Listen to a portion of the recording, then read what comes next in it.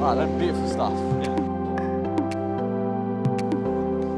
Max, thank you so much for joining me on Headstrong. Thank How you doing? for having me, mate. It's going to be a nice mental health awareness week bite-sized podcast. Perfect. I thought, why not? Why not, mate? So you're a content creator on online, TikTok, Instagram, everything, and someone who's incredibly passionate about mental health. Yeah. So I want to know, where did that passion come from?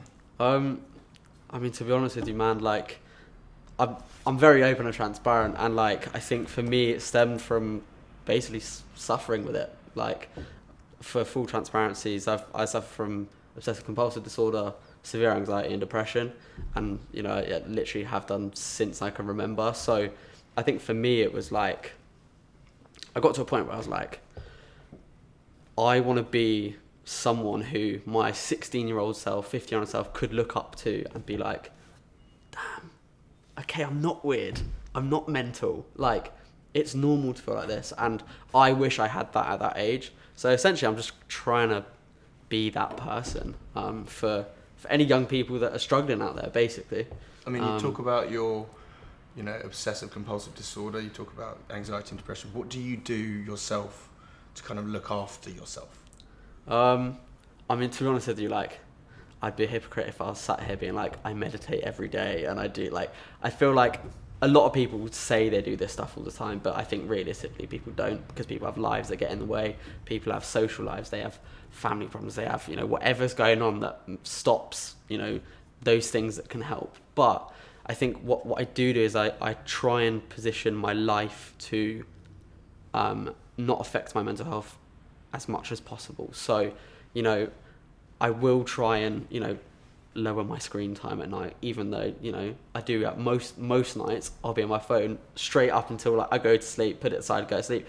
People say, I don't have no phone time, like an hour before I go to bed or stuff like that. Like, I personally think most of the time it's just because they want to tell people they do that. Yeah.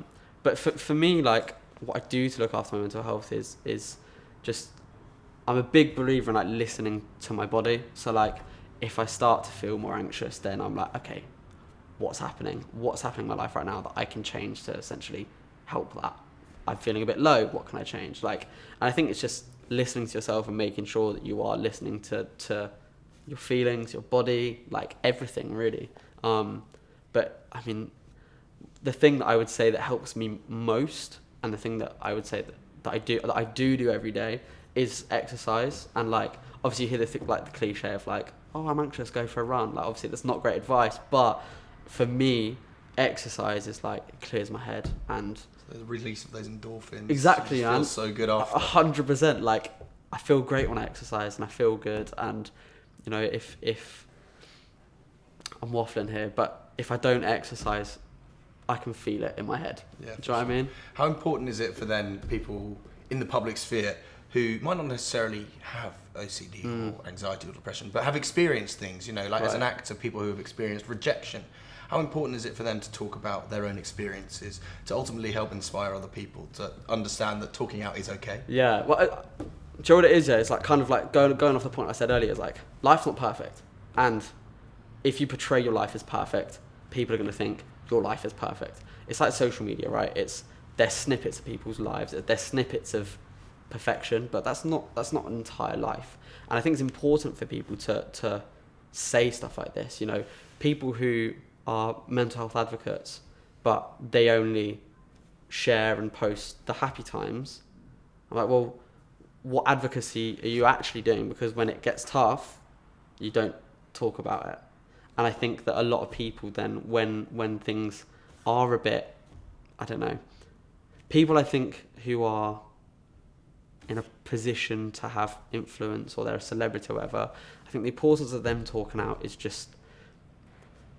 to help people understand that life isn't perfect and everyone has shit moments, of course. And it might not be OCD and it might not be depression, it might just be a shit day, but just talking about the fact that life isn't perfect and everything in life is up and down kind of makes things a bit more real, because I think, like I said earlier, we live in a space where social media is rife with, look how perfect my life is, it's the best thing in the world, when realistically it's not, but not everyone knows that. So what do you do to help people talk about their mental health?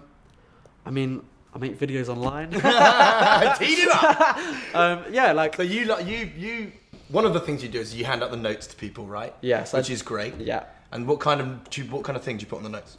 Just like positive messages, man. Like, do you know what I mean? Like, I think there's a lot of shit in the world, and if I can make someone smile or laugh and kind of go, oh, okay, cool, then that's like my job done, you know. Like the way that that's kind of the way I kind of approach my social media in general, because I think, and like, this sentence has had a little bit of backlash before when I've said it, but I personally believe that a lot of mental health content online is super, super depressing. Mm-hmm. And like, I don't want to take away from the seriousness of it, because obviously it's an incredibly serious topic. There's people who are literally killing themselves because they are sad. Like, you can't take away the fact that that is serious as hell. But I personally want my role to be is creating content that inspires, uplifts, positive, like brings positivity to people's lives. I personally don't want people to leave my page sadder than what they already were. I want them to look at something, either laugh and go, yeah, me too, I do that, or, you know, life actually isn't as bad, like, because I got this, or like, you know, just if I can uplift someone's day, then that's my goal, man. And I think, like, when I first started social media, I was like, I want to help one person, and it's, you know, cool, job done. I'm happy because I've helped one person. But now things are going all right. I'm like, cool. Now I want to almost change the space a little bit. I want to make mental health sexy, basically, because at the minute I think it's still very taboo. As much as people are talking about it, it's still, can't say that. Can't say careful what you say. Exactly right. But if you make it sexy, you make it accessible, you make it cool, and you make it uplifting, positive, fun, and that's when actual change happens. Yeah. So this is a question I ask all my guests. What does the word headstrong mean to you? I knew you were going to ask me that, and I was thinking about it earlier. I was like, what should I say? To be honest with you, headstrong for me is, it kind of brings me back to strength, right? And what is strong. And, you know, I think, especially for men, but I think generally in society, we're brought up to, you know, in life, we have to be strong, and we have to, you know, strength is, you know, your big broady man who haven't cried in a year, like stuff like that, right?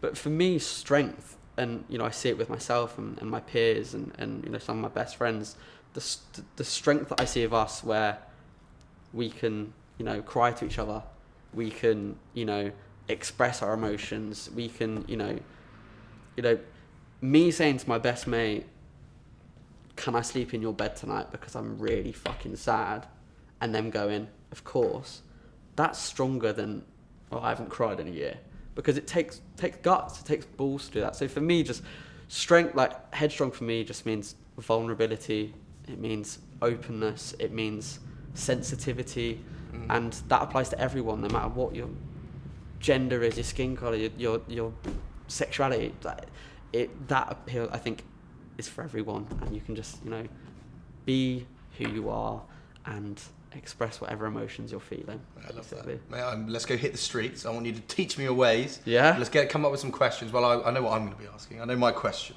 my go-to question, my only question. Okay. But let's come up with a few questions, and then we'll go outside and we'll do some stuff. Cool? I'm down, mate. Let's do it. All right, then. Beautiful stuff. Yeah. Let's go find some people. Right, now's the challenge. Now is the challenge. How are you today? I'm good, thank you. I'm actually having a very good day. Everyone has their ups and downs, but I'm on an ups today. That's very good. That is very good. I'm stressed out. Why are you stressed? Life is hard, people. Like, it's never easy, you know? Pretty good, excited. I'm live in Manchester. I've come down to visit another school to sort of get some different ideas and stuff. So I feel invigorated and excited. How are you doing today? Doing well. Yeah? Yeah. Not well.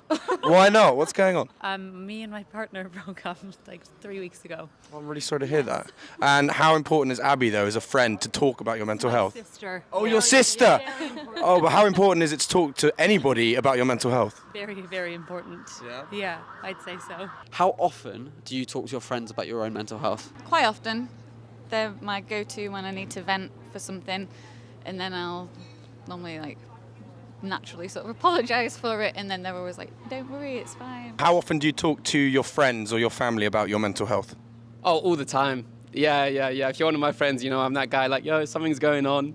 But, like, in, like, a fun and, like, positive way, I guess. Like you don't want to like bear your stuff on people, but I think like yeah, it's always good to speak out and especially talk to family and friends. You need to get it out, man. It's like the most positive thing ever. Never bottle anything up. Your friends are there for a reason. How often do you talk to your friends about like your own mental health? So when I was younger, talking about mental health with friends was something that just you didn't do. Nowadays we're getting much better at it, and I make a conscious effort to ask my friends how they really are. In fact, I was with a friend last night, and he's quite like a manly, big Scottish guy, and I was praising him because he is very emotional and talks about his feelings, and I find that's can be quite unusual, especially with sort of macho men. So it's great to see that it's happening more and people are getting better at it. We love a sensitive geezer. Oh my when God. geezers are sensitive. Babe, this is what I'm looking for, a sensitive geezer. What does the word headstrong mean to you? Headstrong is, I think, someone with a vision and someone who knows where they're going and what they want. What does the word headstrong mean to you? I think maybe to me it means like being able to get through, survive battles, I guess.